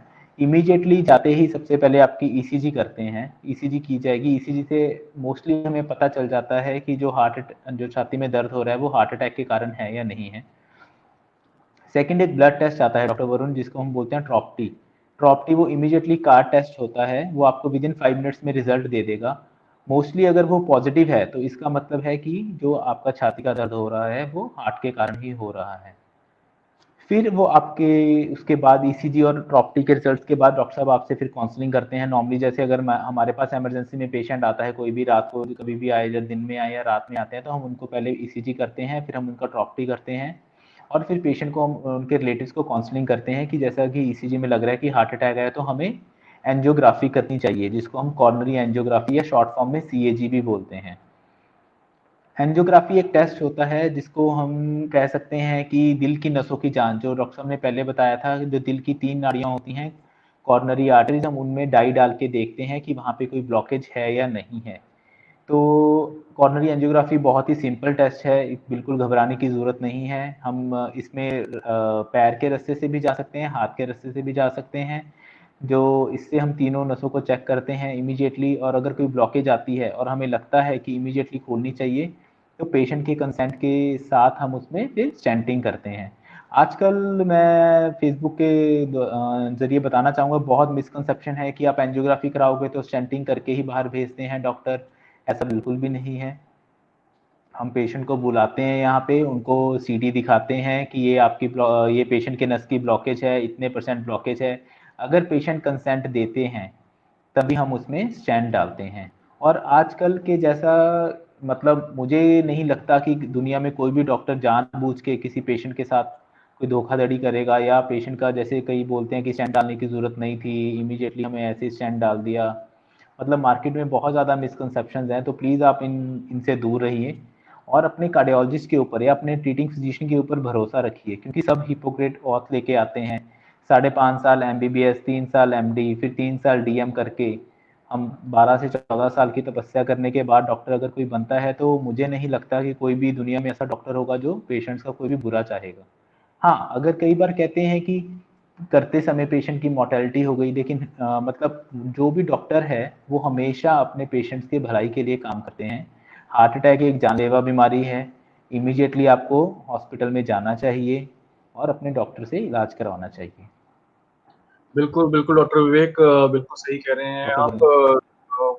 वरुण। अपने दर्शकों को ये बताना चाहूँगा कि पहले डॉक्टर विवेक ने बताया कि घर पर जब आप होते हैं तो हमें किस चीज़ों का ध्यान रखना चाहिए, और जैसा कि आपने बताया कॉल फॉर हेल्प, हम काफ़ी लोग डरते हैं कि मतलब ख़ासकर वो लोग जो अपना किसी को बताना नहीं चाहते, कि दुखड़ा बताना नहीं चाहते, या सोचते हैं कि दूसरों को अनकम्फ़र्टेबल फ़ील करेंगे, वो बताते नहीं हैं। तो ऐसा नहीं इसमें करना चाहिए, हमें जल्दी-जल्दी कॉल फॉर हेल्प करना चाहिए, जो भी आस-पास में है उसको बताना चाहिए। और मैं तो कहूँगा कि आपको जो भी एजेड लोग हैं जिनमें रिस्क फैक्टर्स हैं ख़ासकर, उनको एक हॉस्पिटल जो आस-पास में है जहाँ पे कार्डियक फैसिलिटीज़ अवेलेबल हैं, कार्डियोलॉजिस्ट अवेलेबल हैं, उनका फ़ोन नंबर अपने मोबाइल में सेव कर लेना चाहिए, और एक एम्बुलेंस का नंबर भी सेव कर लेना चाहिए। कभी भी इमरजेंसी आ सकती है, दिन हो या रात हो, क्या पता उस टाइम पे कोई अवेलेबल हो या ना हो। तो उस टाइम के लिए हमारे पास ये नंबर रहेंगे तो हम वहाँ पे कॉल कर सकेंगे और बुला सकेंगे। दूसरा चीज़, जैसा कि आपने बताया कि पैनिक क्रिएट नहीं करना चाहिए, वो पेशेंट्स के लिए बहुत ज़्यादा इम्पोर्टेंट है, जब किसी को हार्ट अटैक होता है। तो हार्ट अटैक जब होता है तो उस टाइम पे बिल्कुल भी पैनिक क्रिएट मत कीजिए, मैं अटेंडेंट जो साथ में हैं उनसे कहना चाहूँगा। क्योंकि अगर वो एंग्ज़ायटी होगी, अगर वो जो पेशेंट है वो पैनिक करेगा साथ में आपके करने से, तो वैसे ही ऑक्सीजन की कमी की वजह से हार्ट में प्रॉब्लम आ रही है, तो एंग्ज़ायटी से हार्ट रेट बढ़ता है, तो और ज़्यादा कमी आएगी, हार्ट का वर्कलोड बढ़ रहा है। तो हार्ट का वर्कलोड नहीं बढ़ाना है हमें उस टाइम पे, पैनिक क्रिएट नहीं करना है, स्ट्रेस नहीं देना है पेशेंट को, बिल्कुल आराम से रखिए, लिटा के लेके आइए, बिठा के लेके आइए, हॉस्पिटल लेके आइए, जल्दी से जल्दी लेके आना बहुत ज़्यादा ज़रूरी है इसमें। जैसा कि डॉक्टर विवेक ने बताया कि जितनी जल्दी आप हॉस्पिटल पहुँचते हैं, उतने ज़्यादा चांसेस बढ़ जाते हैं आपके ठीक होने के, जान बचने के। तो इसमें एक कॉन्सेप्ट गोल्डन आवर का भी होता है, कि जल्दी-जल्दी आप 1 घंटे में अगर पहुँच जाते हैं हॉस्पिटल और आपका इंटरवेंशन हो जाती है या आपको दवाई मिल जाती है टाइम से और डायग्नोज़ हो जाता है, तो उसमें बचने के चांसेस, लाइफ सेव होने के चांसेस बहुत ही ज़्यादा बढ़ जाते हैं। तो इसलिए टाइम 1-1 मिनट बहुत ज़्यादा ज़रूरी है इस टाइम पे। और दूसरा डॉक्टर विवेक ने बताया कि जब आप हॉस्पिटल पहुँच जाते हैं, तो वहाँ पे क्या एक्सपेक्ट करेंगे? कि वहां पे अगर आप हार्ट अटैक हुआ है तो आप पहुंच गए हैं हॉस्पिटल, तो लोग डरते हैं कि पता नहीं क्या होगा, हम पहुंच गए हैं, अब हम आगे जाके पता नहीं क्या होगा, स्टेंट डलेगा नहीं डलेगा, एंजियोग्राफी होगी या क्या हमें ट्रीटमेंट मिलेगी, हम वापस जा पाएंगे, घर जा पाएंगे, या क्या हो जाएगा। तो वैसे बिल्कुल आपने सही बताया कि सबसे पहले तो वाइटल चेक किए जाते हैं, पहले देखना है हमें कि पेशेंट स्टेबल है या अनस्टेबल है। अगर उसके बाद ये देखना कि भाई ये कार्डियक हार्ट अटैक हुआ है या नहीं हुआ है, उसके लिए ईसीजी कराना, वो कार्डियोलॉजिस्ट उसको देखेंगे और बता पाएंगे कि भाई उसमें कुछ चेंजेस लग रहे हैं। अगर चेंजेस लग रहे हैं तो वो हार्ट अटैक के कॉज हो सकता है। ट्रॉप आई या ट्रॉप टी ब्लड टेस्ट होता है एक, तो वो करवाना। और उसके बाद एंजियोग्राफी, अगर उसमें प्रॉब्लम आ रही है ईसीजी या ट्रॉप टी में, ये सब जो चीजें होती हैं हमेशा जो हमारे अटेंडेंट्स होते हैं, जो फैमिली मेंबर्स होते हैं, उनको हमेशा बताई जा रही होती हैं और कि भाई आपकी ईसीजी में ये प्रॉब्लम लग रही है पेशेंट के, या फिर पेशेंट अगर वो कॉन्शियस है और समझ पा रहा है तो उसको भी बताई जाती है कि, और उससे पूछ के ही आगे बढ़ा जाता है। ऐसा नहीं है कि कुछ जबरदस्ती किया जाता है कभी भी। हमेशा आगे एक बार पूछा जाता है कि भाई ये प्रॉब्लम है, इसके बाद हम ये करना चाह रहे हैं, तो this is like a inform decision. तो इन्फॉर्म डिसीजन का मतलब होता है कि डिसीजन जो लेने वाला है वो इन्फॉर्म्ड है। तो और इन्फॉर्म इन्फॉर्मेशन देना का कारण, इन्फॉर्मेशन देने का कर्तव्य जो है वो ट्रीटिंग फिजिशियन का है, और उसको समझना, और उसको समझने का कर्तव्य जो है वो पेशेंट पार्टी का है या फैमिली मेंबर्स का है। तो आप समझ तभी पाएंगे जब आपको उसके बारे में थोड़ी बहुत नॉलेज है।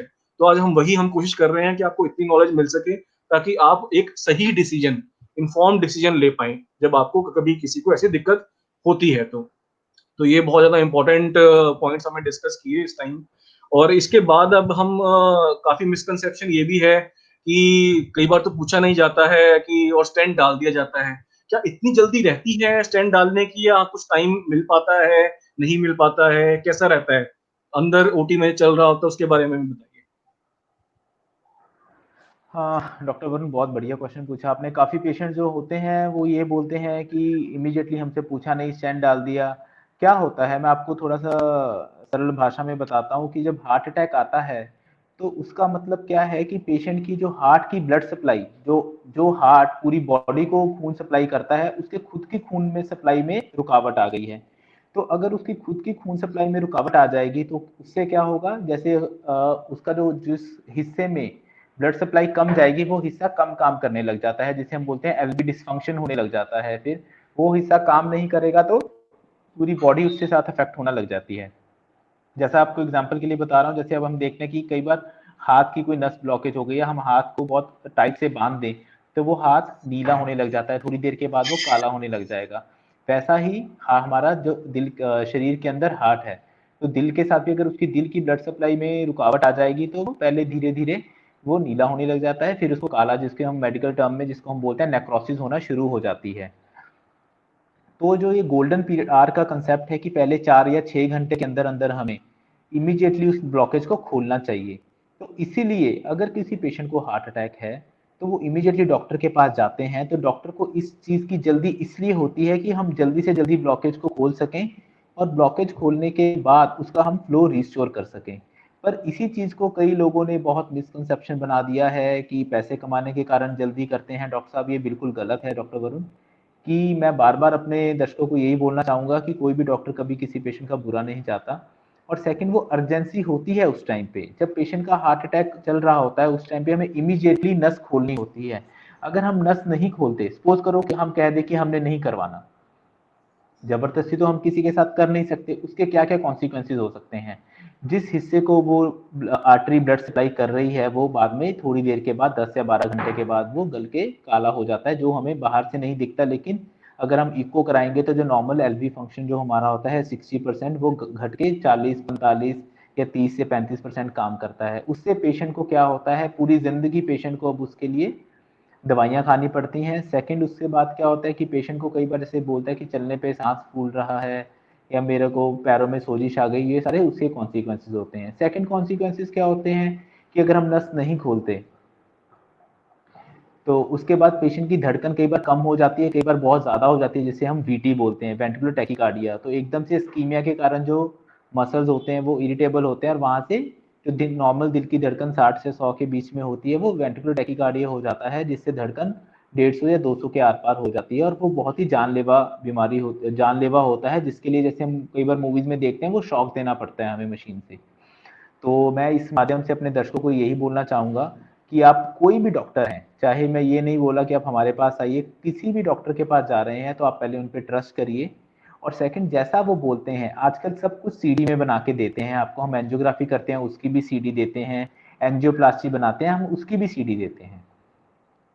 तो आप, अगर आपको फिर भी डाउट है, आप डॉक्टर को अपना काम करने दीजिए और आप सीडी ले लीजिए प्रोसीजर खत्म होने के बाद। एटलीस्ट उस टाइम पे हमें, हमारा सिर्फ एक ही कर्तव्य रहता है कि हम पेशेंट की जान बचा पाएं। और जब एंजियोप्लास्टी हो जाती है तो आप डॉक्टर से अपना एंजियोप्लास्टी की सीडी मांग सकते हैं, कहीं पे भी आप सेकंड ओपिनियन लेना चाहते हैं तो आप ले सकते हैं। लेकिन अगर आप सोचे कि हम अभी सेकंड ओपिनियन लेना चाहते हैं, आप जितना भी देखिए, टाइम इज मसल, जो जितना आप टाइम वेस्ट करेंगे उतना मसल मास उसका कम होता जाएगा, उतना मसल की नेक्रोसिस होती जाएगी, और उतना लॉन्ग बेनिफिट्स नहीं आते हैं एंजियोप्लास्टी के। तो मैं दर्शकों से यही अनुरोध करूंगा कि आप, अगर आपको कोई भी सेकंड डाउट है, सेकंड थॉट है, तो आप एटलीस्ट अपने डॉक्टर को एक बार वो उनको प्रोसीजर करने दीजिए, आप उनसे एंजियोग्राफी या एंजियोप्लास्टी की सीडी लेके आप कभी भी सेकंड ओपिनियन ले सकते हैं। कोई भी डॉक्टर आपको मना नहीं कर सकते कि हम आपको सीडी नहीं देंगे। लेकिन अगर आपको डॉक्टर बोल रहे हैं कि हमें इमीडिएटली अभी एंजियोग्राफी एंजियोप्लास्टी करनी चाहिए, तो प्लीज़ आप वहीं पे करवाइए। कहीं आसपास आप सेकंड ओपिनियन के लिए मत जाइए, क्योंकि उस टाइम पे डॉक्टर ही आपका सही जज होता है। और एक मैं ये बिल्कुल। बताना चाहूँगा आपको, कई बार क्या होता है कि जैसे ईसीजी में चेंजेस नहीं हैं और ट्रॉप्टी भी नेगेटिव है, जिसको हम बोलते हैं अनस्टेबल एंजाइना, लेकिन पेशेंट की सिम्टम्स क्लासिकल हैं। जैसे क्लासिकल सिम्टम मतलब कि वही छाती में दर्द हो रहा है, साथ में स्वेटिंग हो रही है, पैल्पिटेशंस हो रही हैं, वही चेस्ट हैवीनेस हो रही है, और उस टाइम पे अगर आपको डॉक्टर साहब बोल रहे हैं कोई भी कि आप एंजियोग्राफी कराइए, तो प्लीज़ आप उनकी बात मानिए। आप ये मत सोचिए कि हमें सेकंड ओपिनियन लेना है। तो आप उनकी एंजियोग्राफी के बाद आप डिसाइड कर सकते हैं कि हमें स्टेंटिंग करवाना है कि नहीं करवाना। ओवर बिल्कुल, टू बिल्कुल डॉक्टर यू। विवेक, बिल्कुल आपने सही कहा। एक क्वेश्चन यहाँ पे लेना चाहेंगे हमारे दर्शकों की तरफ से। शमशेर सिंह यादव जी पूछ रहे हैं, I have chest heaviness on walking only after meals, no problem on walking empty stomachs, could it be cardiac? हाँ, ये मैं शमशेर जी से बोलना चाहूँगा। पहले तो वही जो हम हर पेशेंट से पूछते हैं कि हमें उनकी हिस्ट्री चाहिए, डायबिटिक है नहीं है, हाइपरटेंसिव है कि नहीं है, स्मोकर है कि नहीं है। अगर हम इनको रिस्क स्ट्रेटिफाई करते हैं तो डॉक्टर वरुण बहुत ईजी हो जाता है हमारे लिए। सपोज करो यही पेशेंट अगर हमारे पास डायबिटिक है, हाइपरटेंसिव है, स्मोकर है, तो itself it more towards a cardiac problem. और सेकंड बात, जो इन्होंने हिस्ट्री बताई है हमें कि खाना खाने के बाद मुझे छाती में दर्द होता है चलने पे, तो जिसे ये क्लासिकल कार्डियक पेन ही है जिसे हम बोलते हैं पोस्ट प्रेंडियल एंजाइना। इसका मतलब क्या होता है? पोस्ट प्रेंडियल मतलब खाना खाने के बाद पेशेंट को एंजाइना होता है, छाती में दर्द होता है। ये क्यों होता है, मैं थोड़ा सा 30 सेकंड में आपको बताना चाहूंगा कि जब हम खाना खाते हैं तो सारी जो मेनली अपनी ब्लड सप्लाई होती है वो पेट की तरफ शिफ्ट हो जाती है ताकि हम खाने को पचा सकें, और बाकी ऑर्गन में थोड़ी थोड़ी उसमें ब्लड सप्लाई कम हो जाती है। और अगर पहले ही नसों में ब्लॉकेज है और ऊपर से हमारी ब्लड सप्लाई और कम हो गई, तो उस टाइम पे पेशेंट को चेस्ट पेन हो सकता है।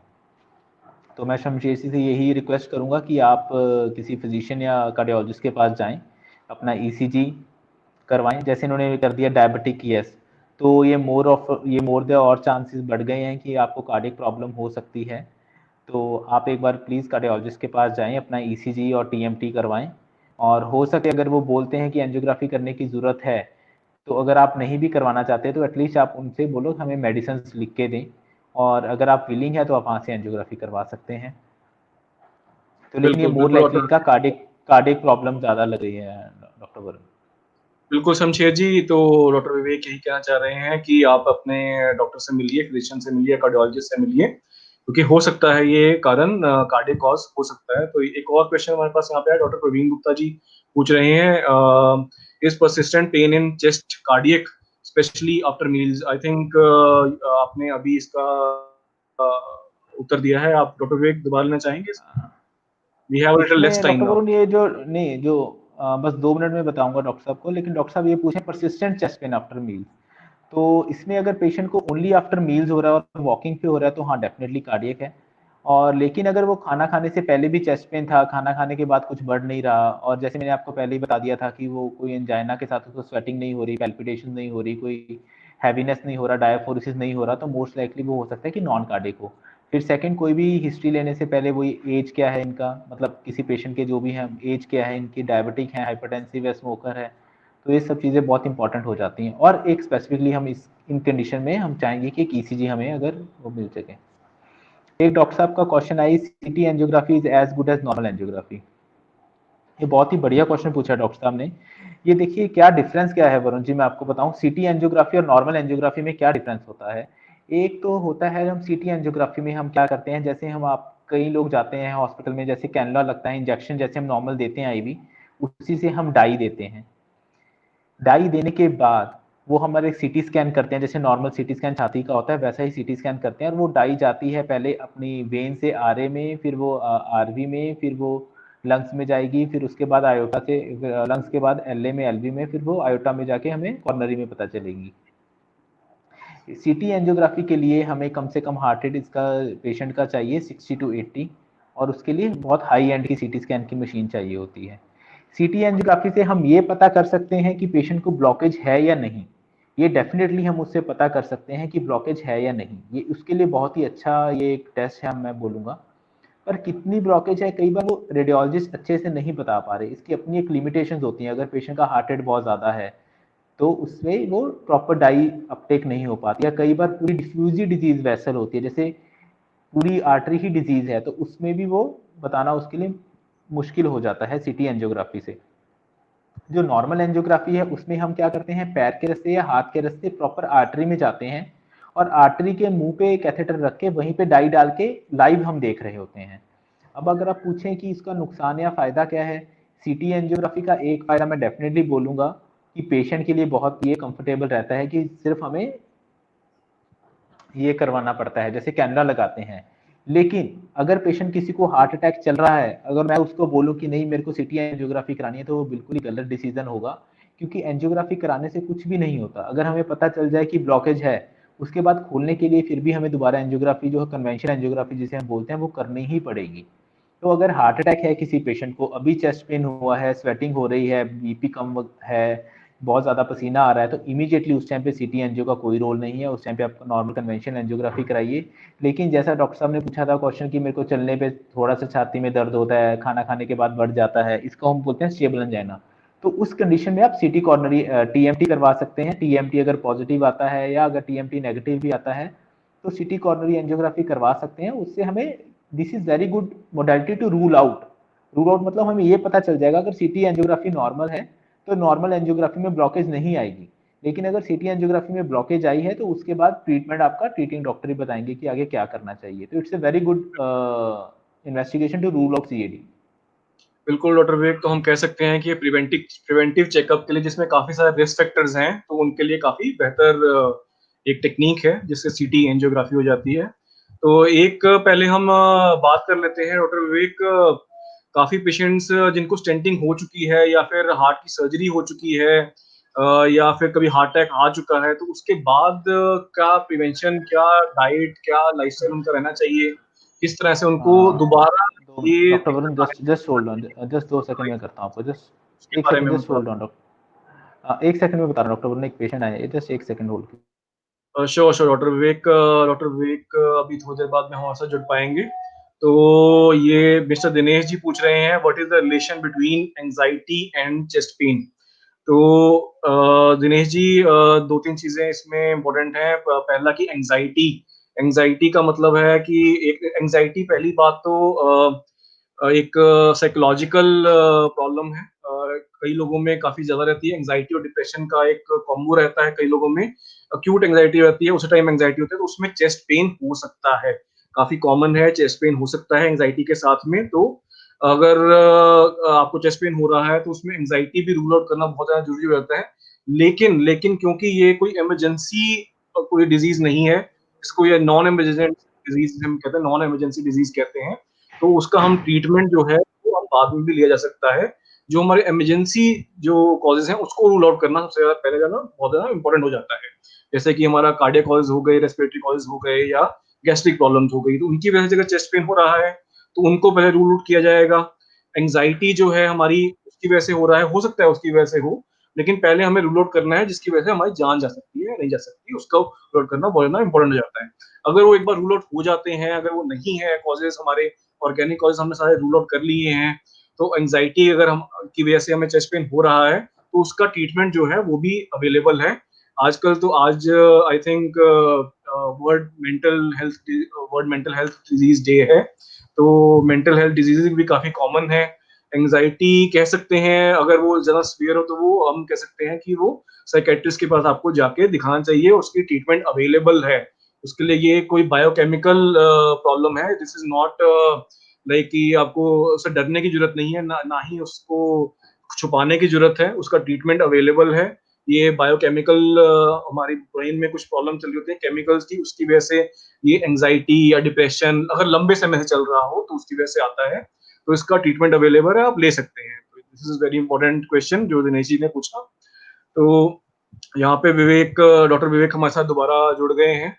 तो डॉक्टर विवेक, जैसे कि हम बात कर रहे थे कि क्या-क्या हमें प्रिकॉशंस लेने चाहिए, क्या क्या हमें लाइफ़स्टाइल अपना रखना चाहिए? किसी को अगर स्टेंट डल चुका है या स्टेंटिंग हो चुकी है या कभी पहले हार्ट अटैक आया है या कभी सर्जरी भी हो चुकी है हार्ट की, तो उसके बाद क्या-क्या हमें अपने इम्पोर्टेंट चीज़ें क्या जानने के लिए हमारे लिए ज़रूरी हैं? देखिए डॉक्टर वरुण, जैसे कि किसी को अगर हार्ट अटैक आता है और उसके बाद हम स्टेंट डाल देते हैं, जो नॉर्मल स्टेंट होता है वो एक स्टील का स्ट्रक्चर होता है, जाली जैसा होता है, जिसे हम हिंदी में छल्ला भी काफ़ी लोग बोलते हैं। उसको डाल के हम वेसल में दोबारा उसको डाल के वेसल की पेटेंसी मेंटेन कर लेते हैं। लेकिन जैसे अगर भगवान ने जो नाड़ियाँ बनाई हैं हमारी कॉर्नरी आर्टरी, उसमें भी ब्लॉकेज आ गई तो स्टेंट्स में भी दोबारा ब्लॉकेज आने का रिस्क रहता है। तो इसलिए बहुत ज़्यादा इंपॉर्टेंट क्वेश्चन आपने पूछा और बहुत ज़्यादा ये इंपॉर्टेंट है दर्शकों के लिए जानना कि हमें इसके बाद स्टेंटिंग के बाद अब क्या। नॉर्मली क्या होता है कि स्टेंट डालने के बाद पेशेंट का पेन खत्म हो जाता है और कई लोग जो है मेडिसिन छोड़ देते हैं। ये बहुत ही गलत बात है। कोई मेडिसिन आपको जैसे डॉक्टर साहब ने प्रिस्क्राइब की है, किसी भी डॉक्टर ने आपने आपके, तो उनको आपको मेडिसिन आपको पूरे उससे लेना है, रेगुलरली मेडिसिन आपको लेनी है। जो खून पतला करने की मैंने पहले भी बताया था, जो हम यूजली डुअल एंटीप्लेटलेट देते हैं कि दो दो दवाइयाँ चलती हैं खून पतला करने के लिए, ताकि दोबारा खून का थक्का ना जमे और स्टेंट ब्लॉकेज ना हो। तो एटलीस्ट वो 1 साल के लिए हमें लेनी ही होती हैं। पेशेंट को 1 साल के लिए डुअल एंटीप्लेटलेट्स लेनी ही रहती हैं और वो डिफरेंट कंपनी, डिफरेंट मार्केट में डिफरेंट स्ट्रेंथ के और डिफरेंट सॉल्ट्स आते हैं, वो आपके डॉक्टर साहब प्रिस्क्राइब करेंगे। तो पहला जो स्टेप है स्टेंटिंग के बाद क्या करना चाहिए? सबसे पहला पॉइंट है स्टेंटिंग के बाद आपको अपने डॉक्टर की बात अच्छे से माननी है और आपको पूरी मेडिकेशन अपने वो आराम से लेनी ही लेनी है। कई पेशेंट्स कंप्लेन करते हैं डॉक्टर साहब बहुत ज़्यादा दवाइयाँ हो गई हैं, वो 1 साल के बाद नॉर्मली थोड़ी सी हम दवाइयाँ कम कर देते हैं। या आपके डॉक्टर साहब वो बताएंगे आप कैसे कई सॉल्ट को कॉम्बिनेशन में दे सकते हैं, लेकिन वो मेडिसिन आपको खानी ही खानी है। सेकंड जो आता है डॉक्टर वरुण पॉइंट, उसमें है मेन जो अपनी लाइफस्टाइल मॉडिफिकेशन। लाइफस्टाइल मॉडिफिकेशन का मतलब ये है कि अगर पेशेंट पहले स्मोकिंग करता है तो एब्सोल्यूट नो टू स्मोकिंग। आपको खुद तो स्मोकिंग करनी नहीं है, बल्कि दूसरे साथ वालों को भी, अपने पड़ोसियों को, अपने दोस्तों को बताना है कि स्मोकिंग के क्या साइड इफेक्ट्स हैं और उनसे दूर रहना है। थर्ड क्या है, अगर आप अल्कोहल पीते हैं तो अल्कोहल का सेवन बिल्कुल भी नहीं करना। काफ़ी ये मिसकंसेप्शन है मार्केट में लोगों में कि ड्रिंक करेंगे तो उससे कार्डियक प्रॉब्लम नहीं होता। ये कहीं भी किसी बुक्स में ऐसा नहीं लिखा कि ये बेनिफिशियल है अल्कोहल।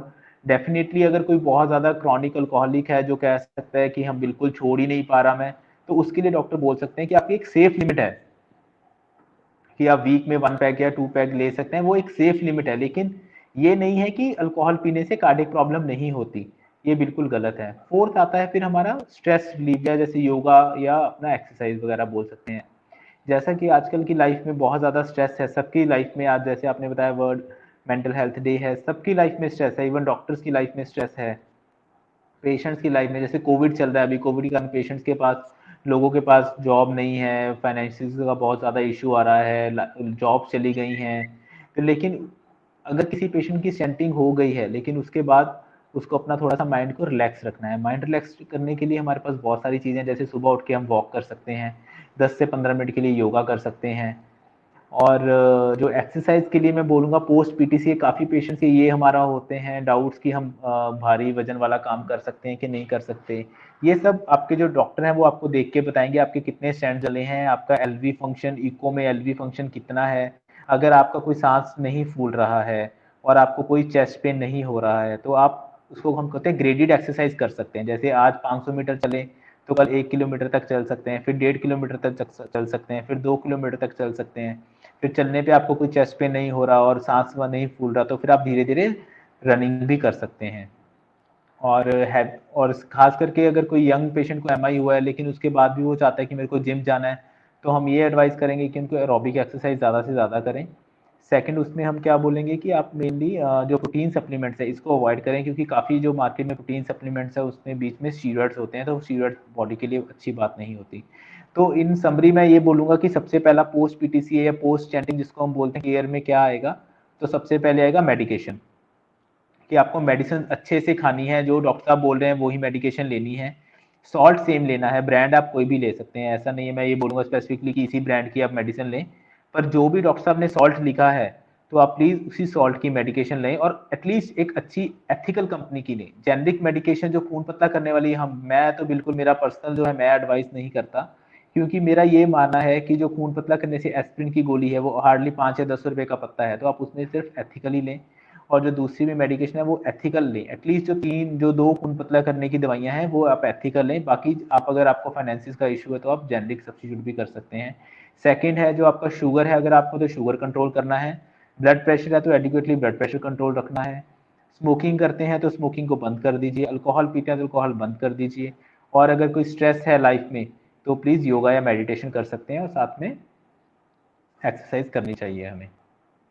बिल्कुल डॉक्टर विवेक, जैसे डॉक्टर विवेक ने बताया, यहाँ पे रूटीन एक्सरसाइजेज बहुत ज़्यादा इंपॉर्टेंट हैं और हैवी एक्टिविटीज कर सकते हैं, लेकिन ग्रेजुअली हमें आगे बढ़ना है, अपना वेट मैनेज करना है, अपनी डाइट को बहुत अच्छा रखना है। डाइट इसमें अगर हम बात करें तो इसमें सैचुरेटेड फैट्स जो होते हैं, हमारे फैट्स जो होते हैं वो हमें नहीं लेने हैं। There are some good fats and bad fats, तो हमें बैड फैट्स नहीं लेने हैं, good fats we should take, other we should take. वो ओमेगा फैटी एसिड्स वगैरह होते हैं तो वो हमें लेने चाहिए। बैड फैट्स यानी कि ट्रांस फैटी एसिड्स हो गए या सैचुरेटेड फैट्स हो गए वो हमें नहीं लेने चाहिए। पॉली अनसैचुरेटेड फैट्स होते हैं, पुफा जिसे हम कहते हैं, वो अच्छे फैट्स होते हैं, वो हमें लेने चाहिए। तो यहाँ पे डाइट का बड़ा अच्छा रोल आ जाता है, ताकि वो और ज्यादा हमारे लिपिड प्रोफाइल डिरेंज ना हो और हार्ट अटैक दोबारा ना आए। तो डाइट हमें बहुत ज्यादा इंपॉर्टेंट है। सॉल्ट इनटेक, सॉल्ट को बहुत ज्यादा नहीं लेना चाहिए, सॉल्ट बहुत ज्यादा कम लेना चाहिए। तो ये सब डाइट में बहुत ज्यादा इंपॉर्टेंट। मेडिटेरियन डाइट कहते हैं, इसमें बहुत अच्छी रहती है कार्डियक प्रॉब्लम्स में। तो मेडिटेरियन डाइट में मोर ऑफ ऑलिव ऑयल या अच्छे फैट्स के बारे में बात की जाती है, और एक बैलेंस डाइट के बारे में बात की जाती है, यानी कि more of legumes, green vegetables, ये सब लेने के लिए बोला जाता है।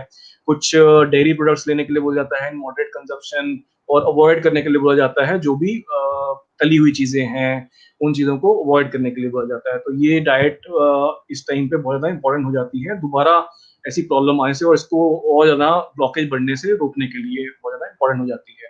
दूध घी वगैरह के बारे में बात करें तो दूध डॉक्टर विवेक हम ले सकते हैं, और घी हाँ राइट। हाँ, बहुत अच्छा कुछ डॉक्टर वरुण, जो डाइट के लिए इसमें मैं एक पॉइंट बताना चाहूँगा कि शुद्ध शाकाहारी जो डाइट है वो सबसे बढ़िया रहती है। अगर कोई पेशेंट नॉनवेज खाते हैं तो हम उसको फ्राइड नॉनवेज तो बिल्कुल अवॉइड करते हैं, उसको फिर भी रोस्टेड या रेड मीट अलाउड है।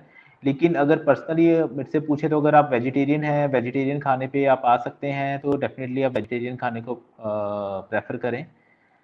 और सेकंड जो है दूध और दही और ये घी का बहुत ही ज़्यादा कन्फ्यूजन रहता है सब पेशेंट्स को कि क्या करना है क्या नहीं करना है। जो दूध आप डेफिनेटली पी सकते हैं, इसमें कोई रिस्ट्रिक्शन नहीं है, लेकिन एक कंडीशन के साथ कि आपको उसकी मलाई उतार के पीना है। सेकंड जो दही भी है, आपको ये नॉर्मली जो हम क्या गलती करते हैं, रात को दूध आया गर्म उबाली दिलवा दी, उसी से हमने दही जमा दी, तो वो उसमें नॉर्मली मलाई भी बीच में ही चली जाती है। तो दर्शकों से यही गुजारिश है कि आप जब दूध वगैरह लेते हैं उसको उबाल के जैसे सुबह लें, या अगर रात को भी लेते हैं तो मलाई उतार के उसके बाद दूध की फिर दही जमानी है। और घी के बारे में ये है कि अगर आप देखें कोई भी घी जो oil, which oil to use, ये बहुत इंपॉर्टेंट क्वेश्चन आता है, बहुत ही रेगुलर क्वेश्चन है। कोई भी ऑयल सेफ नहीं है हमारी बॉडी के लिए, तो हमें मिक्सचर ऑफ ऑयल्स को यूज़ करना चाहिए। जैसे हमने 10 या 15 दिन के लिए सपोज की राइस ब्रान यूज़ कर लिया, फिर कई बार बीच में मस्टर्ड ऑयल बोलते हैं तो मस्टर्ड ऑयल भी थोड़ा सा यूज़ कर सकते हैं। और लेकिन क्वांटिटी हमें कम से कम रखनी है। आप एक ध्यान में ये बताना चाहूँगा दर्शकों को कि जब भी किसी ऑयल को हम गर्म कर देते हैं तो उसकी जो गुड प्रॉपर्टीज़ हैं वो ख़त्म हो जाती हैं, तो हमने कम से कम कम से कम खाना खाना है फ्राइड वाला। और सेकंड, नॉन स्टिक हम यूज़ करें तो उससे ज़्यादा ऑयल की बचत होती है। अगर आप देखें कि अगर हम एक सिंपल कढ़ाई में खाना बनाते हैं और नॉन स्टिक में खाना बनाते हैं, तो नॉन स्टिक में एटलीस्ट मतलब आप 1 या 2 चम्मच से अपनी आपकी सब्जी बन सकती है। तो कम से कम घी का उपयोग करें, दूध आप डेफ़िनिटली पिएँ, मलाई उतार के, और दही भी आप डेफ़िनिटली खा सकते हैं, लस्सी भी ले सकते हैं। और नमक का जैसे डॉक्टर साहब ने बताया, हमारा approximately less than 5 grams per day होता है। 5 ग्राम मतलब 1 चम्मच के आसपास।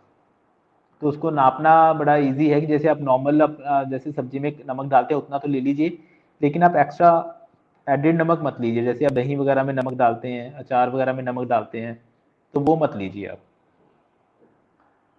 बिल्कुल डॉक्टर विवेक, तो यहाँ पे आई थिंक हमारे हमने काफ़ी चीज़ों को डिस्कस कर लिया है। और एक क्वेश्चन लेना चाहेंगे, तो हम डॉक्टर प्रवीण गुप्ता जी पूछ रहे हैं, what is the difference between normal and drug eluting stent, which one is better in long term regarding the stenosis? हाँ, ये डॉक्टर साहब ने बहुत बढ़िया क्वेश्चन पूछा है। जनरिक पॉपुलेशन के लिए मैं बताना चाहूँगा, 2 तरह के स्टेंट्स आते हैं, एक बेयर मेटल स्टेंट आता है और एक ड्रग एल्यूटिंग स्टेंट जिसे हम डेस बोलते हैं। जो पहले के ज़माने में बेयर मेटल स्टेंट्स आते थे कि जो सिंपल जैसे वो हमारी लोहे की छलनी, स्टेनलेस स्टील की छलनी जैसी होती है, एक वो ढांचा होता है स्टेंट। लेकिन आजकल के जो नॉर्मली सारे स्टेंट्स हैं जो, वो ड्रग एल्यूटिंग स्टेंट्स ही हैं। उसमें क्या होता है, डिफरेंट डिफरेंट तरह के ड्रग्स होते हैं, जैसे पेस्टिटेक्सिल हो गया, एब्रोलिमस हो गया, डोटारोलिमस हो गया। और इनका क्या काम है कि जो हम जब हम स्टेंट डालते हैं तो उसके बाद कई बार बॉडी की रिएक्शन शुरू हो जाती है, उसमें दोबारा ब्लॉकेज आने के चांसेस शुरू हो जाते हैं। लेकिन जो ड्रग इल्यूटिंग स्टेंट्स है, ये इस ब्लॉकेज को जो इन्फ्लेमेशन को या दोबारा न्यू एथेरोस्क्लेरोसिस को रोकने में हेल्प करती है। तो अगर डॉक्टर साहब का क्वेश्चन था which one is better, definitely drug eluting stent is better. Bare metal तो आजकल बस 1 या 2 कंडीशंस हैं जिसमें हम बेयर मेटल स्टेंट्स डालते हैं, वो बहुत साइंटिफिक हो जाएगा, जनरल पॉपुलेशन के लिए ज़रूरत नहीं है। लेकिन मोस्टली आजकल कोई भी हार्ट अटैक है तो हम ड्रग इल्यूटिंग स्टेंट ही डालते हैं। एक डॉक्टर साहब का ये क्वेश्चन आया था, what is the relation between Covid and heart attack. तो आजकल कोविड का भी ये चल रहा है कि कोविड में हाइपर कोगुलेबल स्टेट है, कि कोई भी, जैसे हमने काफ़ी केस स्टडीज आई हैं, केस पब्लिकेशंस भी हैं, कि जो हार्ट अटैक के पेशेंट्स हैं, अगर हम उसका सीटी स्कैन या कोविड 19 टेस्ट कराते हैं तो उसमें कोविड 19 पॉजिटिव आता है।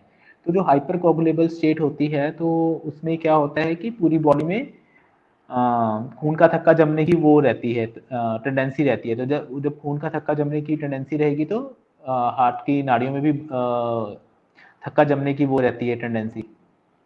तो इसके कारण हार्ट अटैक आने का रिस्क रहता है।